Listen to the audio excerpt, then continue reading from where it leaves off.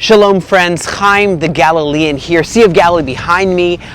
You've been looking at the news, you've seen what's going on in Canada with all these truckers, trucking for freedom. They've got that convoy and it's been tough with the finances and GoFundMe, and then the next group and monies were sent back. You've been tracking. You've also seen right here on International Love Day, you've seen what's happened where the convoy for freedom here in Israel has reached Jerusalem. You've seen all the cars just backed up, all the streets backed up, but it's not about blocking traffic, it's about freedom. One of the things that I'm seeing right now, if you look even around the world, I want to start with looking in Ukraine. You guys have been watching Ukraine. You know how many Jewish people live in Ukraine?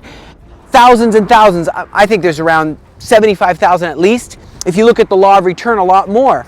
And that are eligible for Aliyah, and there's great danger. Look at the massing of troops in Donetsk, and people that even work as part of our team at the Aliyah Return Center have friends, close friends that live right there in Ukraine. Now the Black Sea fleet of ships of the Russians, it's over there. There's an amassing of troops in, what's that, forgot what it's called, up not too far from Kiev. Now that's an amazing amount of force which could easily enter right into Kiev.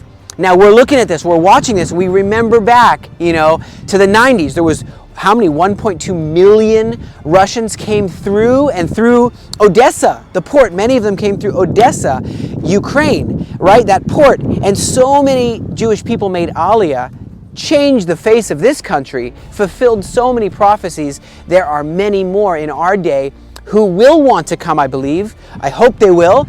And we got to be ready to receive them. But what is it going to take here to be able to absorb them? What's going to be able to take to get them here? Well, they're definitely going to need flights. To sponsor a flight is not that hard. We're saying, wait a second. We're interceding through these Aliyah scriptures. Ezekiel 36, I will gather you from all the nations. It talks about Isaiah. Isaiah speaks, he says, say to the north, give them up. To the south, don't hold them back. Now, what's north of us, huh? I'm reading this verse in Isaiah. Say to the north, give them up. To the south, don't hold the Jewish people back from returning. So north of us, that's Ukraine. Directly due north of us, Ukraine. And these Jewish people are desirous, some of them are desirous of returning to their prophetic homeland. We want to help them. We want to fulfill these scriptures called the Aliyah scriptures.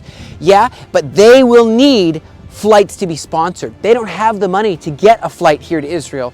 And we believe it's time to step out in faith and say, maybe the government might even help, but they're not going to start paying for flights right now. We're preparing for potential, head-to-head with Iran and the other proxies of Russia, such as Hezbollah in Lebanon and others. And so we hope that won't happen, but we got to put the monies to prepare for that. So the believers around the world who read the Bible, who say, wow, doesn't it say in Isaiah 49 verse 22 that the nations will carry the Jewish people in their arms? And how better to carry them on wings of eagles than to actually sponsor a flight? How many people can fit on a flight? How many Jewish people want to return?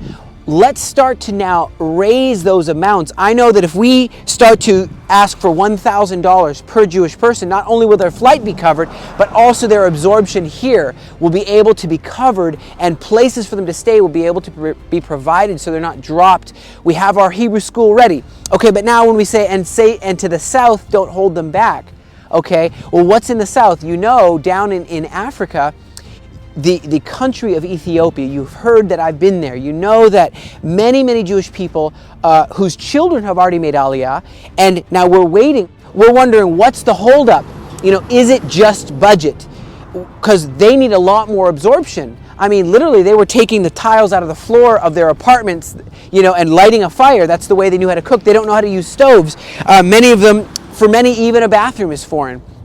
And so to live in a modern country, there's a lot of work that goes into this.